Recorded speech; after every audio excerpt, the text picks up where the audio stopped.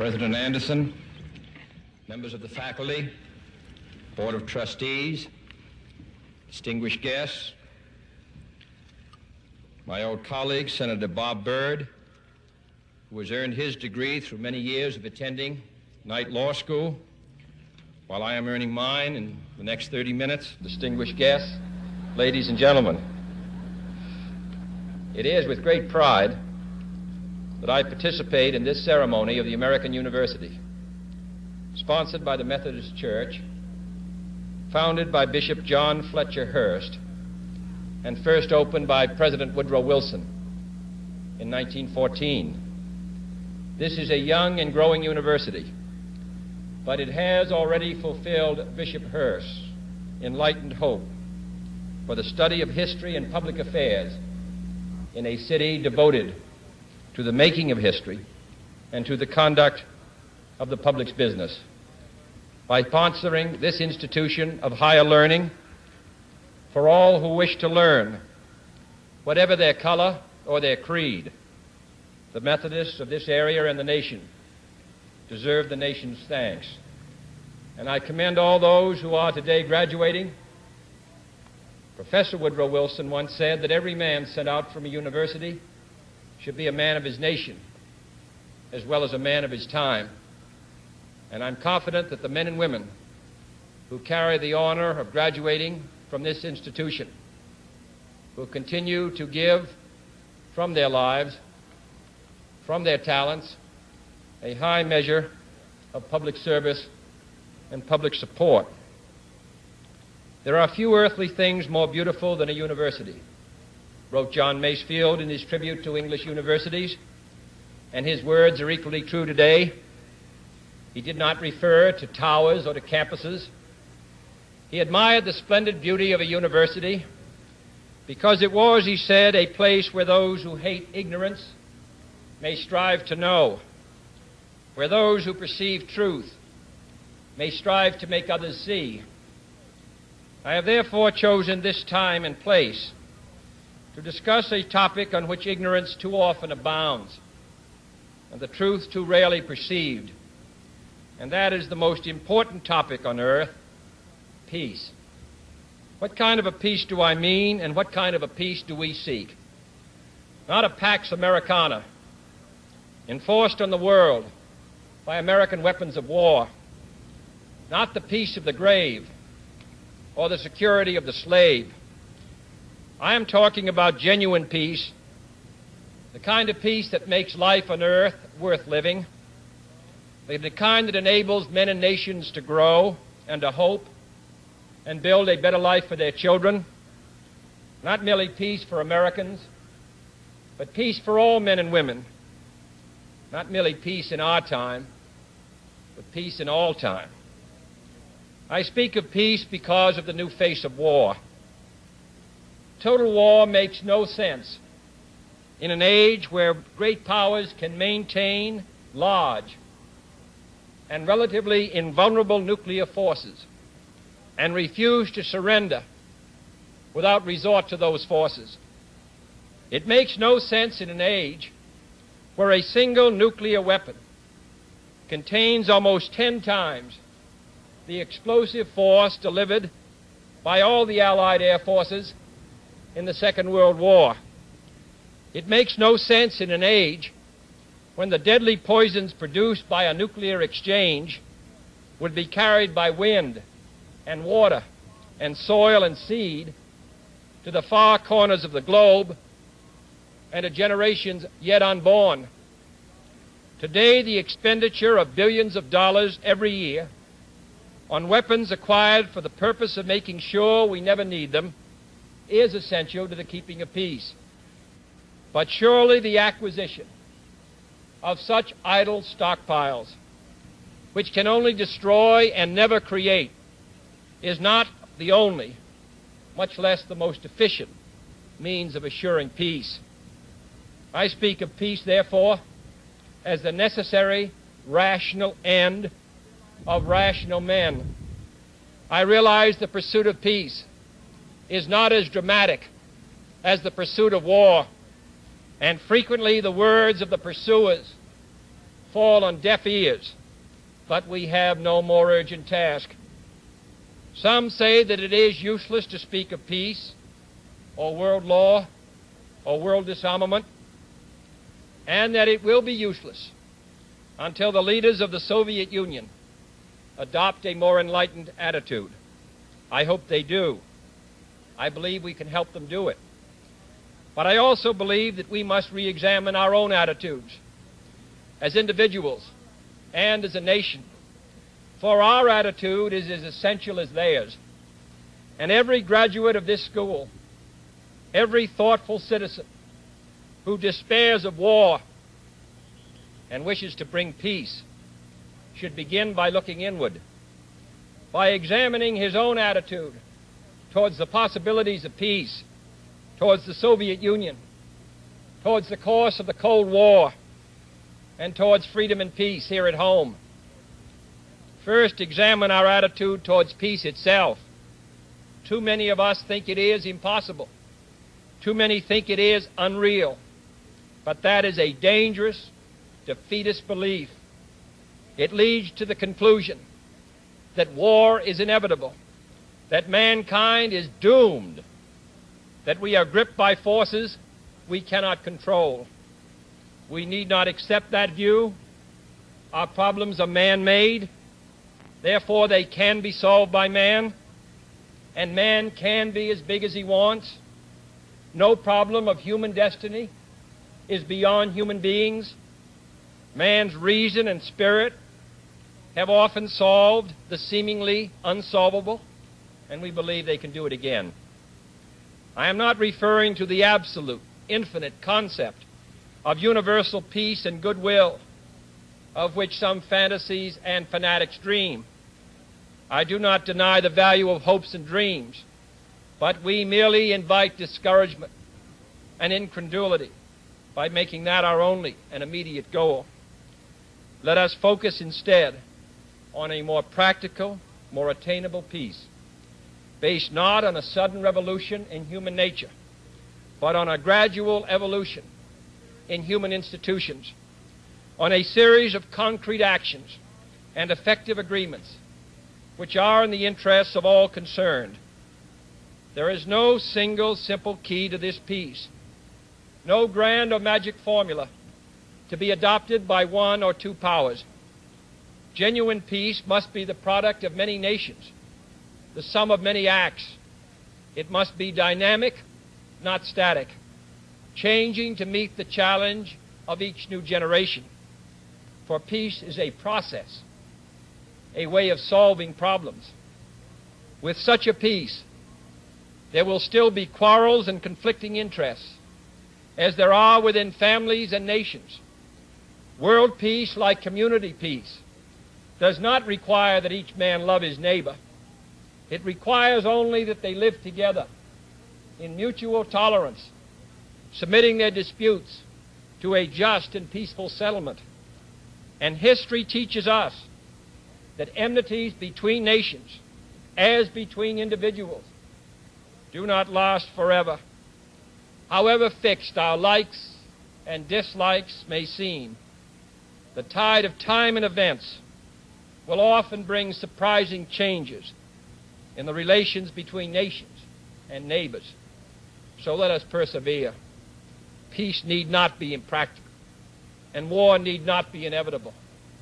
By defining our goal more clearly, by making it seem more manageable and less remote, we can help all people to see it, to draw hope from it, and to move irresistibly towards it.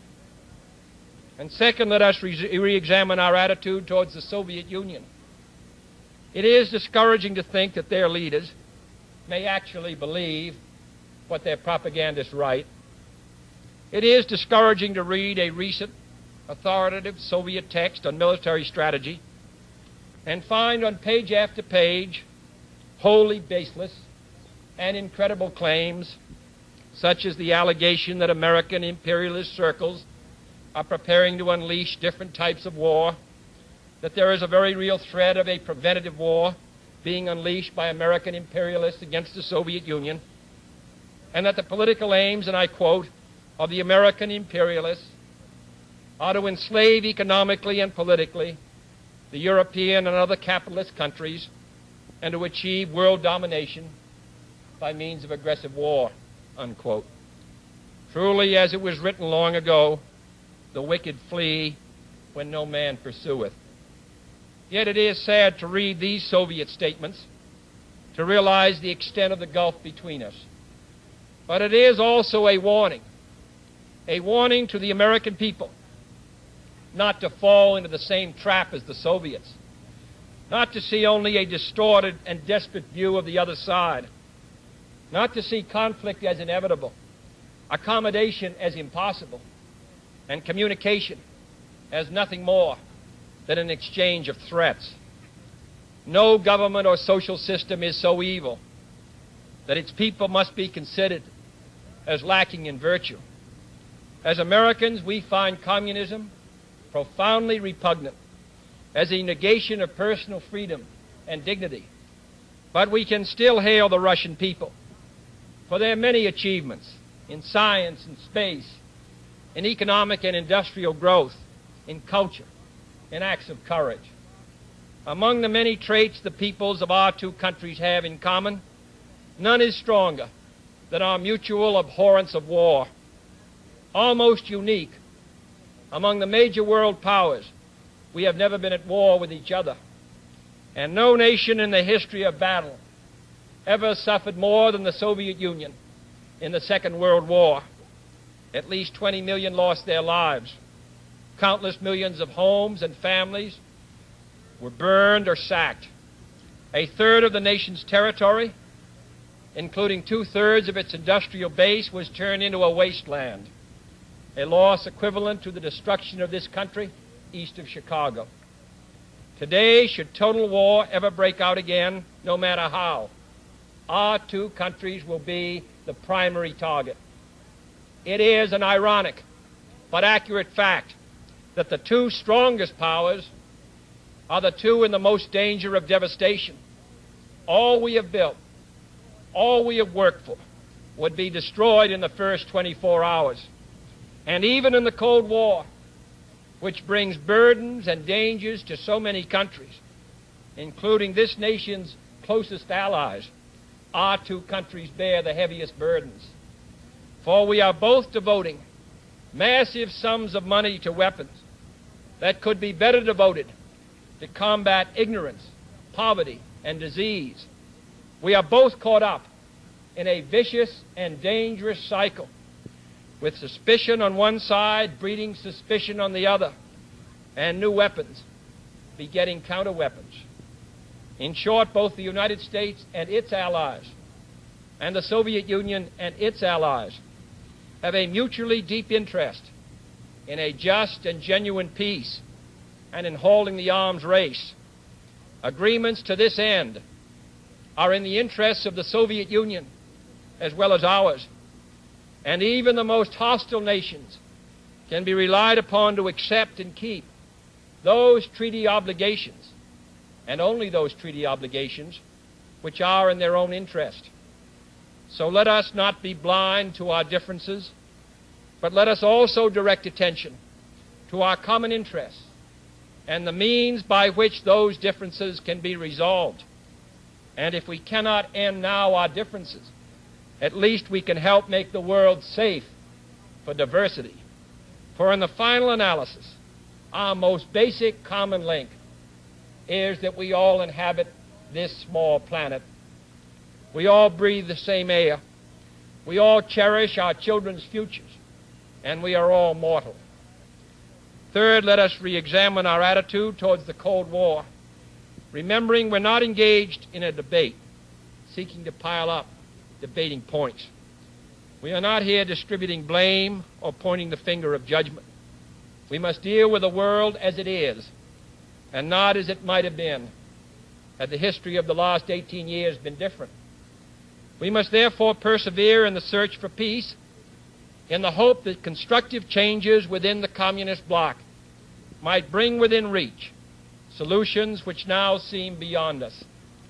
We must conduct our affairs in such a way that it becomes in the communist interest to agree on a genuine peace, and above all, while defending our own vital interests, nuclear powers must avert those confrontations which bring an adversary to a choice of either a humiliating retreat or a nuclear war. To adopt that kind of course in the nuclear age would be evidence only of the bankruptcy of our policy or of a collective death wish for the world. To secure these ends, America's weapons are non-provocative, carefully controlled, designed to deter, and capable of selective use.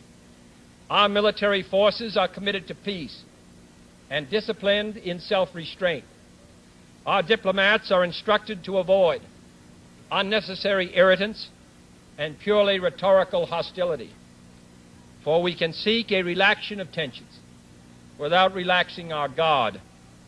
And for our part, we do not need to use threats to prove we are resolute. We do not need to jam foreign broadcasts out of fear our faith will be eroded. We are unwilling to impose our system on any unwilling people, but we are willing and able to engage in peaceful competition with any people on earth. Meanwhile, we seek to strengthen the United Nations to help solve its financial problems, to make it a more effective instrument for peace, to develop it into a genuine world security system, a system capable of resolving disputes on the basis of law, of ensuring the security of the large and the small, and of creating conditions under which arms can finally be abolished. At the same time, we seek to keep peace inside the non-communist world, where many nations, all of them our friends, are divided over issues which weaken Western unity, which invite communist intervention, or which threaten to erupt into war. Our efforts in West New Guinea, in the Congo, in the Middle East, and the Indian subcontinent have been persistent and patient, despite criticism from both sides. We have also tried to set an example for others by seeking to adjust small but significant differences with our own closest neighbors in Mexico and Canada. Speaking of other nations, I wish to make one point clear. We are bound to many nations by alliances. These alliances exist because our concern and theirs substantially overlap. Our commitment to defend Western Europe and West Berlin, for example, stands undiminished because of the identity of our vital interests. The United States will make no deal with the Soviet Union at the expense of other nations and other peoples, not merely because they are our partners, but also because their interests and ours converge. Our interests converge, however, not only in defending the frontiers of freedom, but in pursuing the paths of peace. It is our hope and the purpose of Allied policy to convince the Soviet Union that she too should let each nation choose its own future, so long as that choice does not interfere with the choices of others. The communists' drive to impose their political and economic system on others is the primary cause of world tension today. For there can be no doubt that if all nations could refrain from interfering in the self-determination of others, the peace would be much more assured. This will require a new effort to achieve world law, a new context for world discussions. It will require increased understanding between the Soviets and ourselves. An increased understanding will require increased contact and communication. One step in this direction is the proposed arrangement for a direct line between Moscow and Washington to avoid on each side the dangerous delays, misunderstandings, and misreadings of others' actions which might occur at a time of crisis. We have also been talking in Geneva about our first step measures of arms controls, designed to limit the intensity of the arms race and reduce the risk of accidental war. Our primary long-range interest in Geneva, however, is general and complete disarmament, designed to take place by stages, permitting parallel political developments to build the new institutions of peace which would take the place of arms. The pursuit of disarmament has been an effort of this government since the 1920s. It has been urgently sought by the past 3 administrations. And however dim the prospects are today, we intend to continue this effort, to continue it in order that all countries, including our own, can better grasp what the problems and the possibilities of disarmament are. The only major area of these negotiations where the end is in sight, yet where a fresh start is badly needed, is in a treaty to outlaw nuclear tests. The conclusion of such a treaty, so near and yet so far, would check the spiraling arms race in one of its most dangerous areas. It would place the nuclear powers in a position to deal more effectively with one of the greatest hazards which man faces in 1963, the further spread of nuclear arms. It would increase our security. It would decrease the prospects of war. Surely this goal is sufficiently important to require our steady pursuit, yielding neither to the temptation to give up the whole effort, nor the temptation to give up our insistence on vital and responsible safeguards. I'm taking this opportunity, therefore, to announce 2 important decisions in this regard. First, Chairman Khrushchev, Prime Minister Macmillan, and I have agreed that high-level discussions will shortly begin in Moscow, looking towards early agreement on a comprehensive test ban treaty. Our hope must be tempered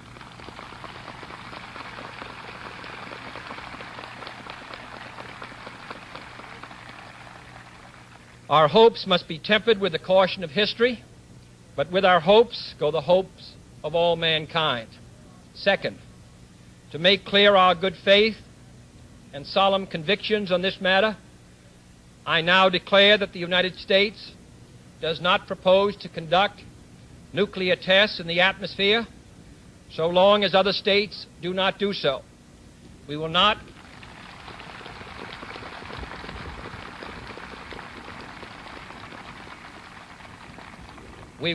be the first to resume.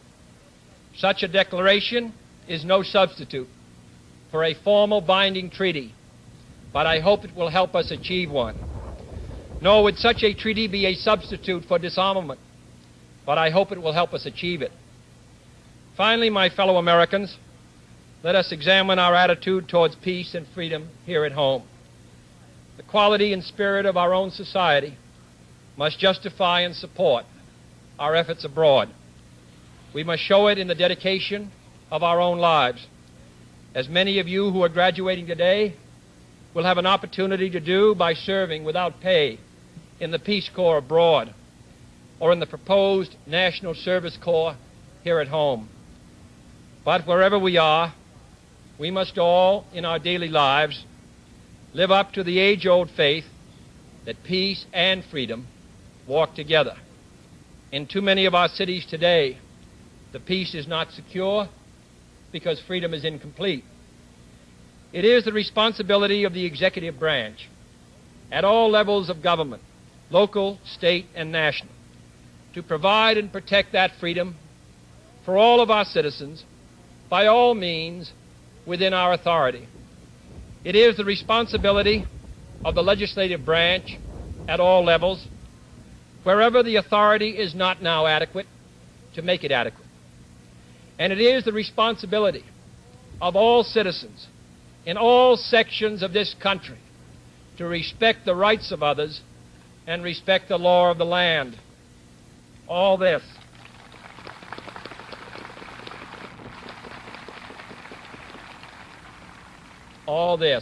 is not unrelated to world peace. When a man's way please the Lord, the Scriptures tell us, he maketh even his enemies to be at peace with him. And is not peace, in the last analysis, basically a matter of human rights? the right to live out our lives without fear of devastation, the right to breathe air as nature provided it, the right of future generations to a healthy existence. While we proceed to safeguard our national interests, let us also safeguard human interests. And the elimination of war and arms is clearly in the interests of both. No treaty, however much it may be to the advantage of all, however tightly it may be worded, can provide absolute security against the risks of deception and evasion.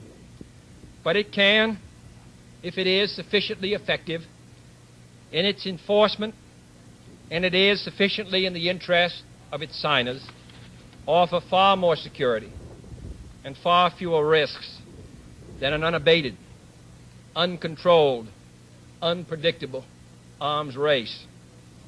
The United States, as the world knows, will never start a war. We do not want a war. We do not now expect a war. This generation of Americans has already had enough, more than enough, of war and hate and oppression.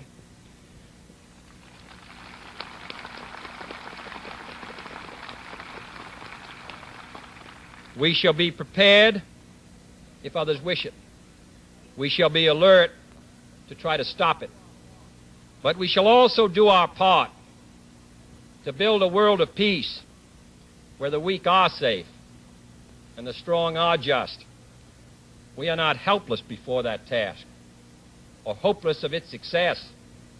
Confident and unafraid, we must labor on, not towards a strategy of annihilation, but towards a strategy of peace.